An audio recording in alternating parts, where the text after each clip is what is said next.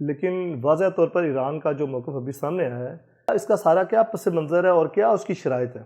عابد صاحب، میرا یہ خیال ہے کہ پس پردہ جنگ بندی کی بات چل رہی ہے کھل کے، اور جس کو ہے نا ظاہری طور پر نہیں ہے، لیکن بیک ڈور ڈپلومیسی جس کو کہتے ہیں نا، وہ معاملہ چل رہا ہے۔ اور ڈیفینیٹلی خطے کے ہی ممالک یا کچھ دیگر بڑے ممالک، شاید روس اور چین بھی ہو سکتے ہیں، لیکن ضروری نہیں کہ روس اور چین ہوں۔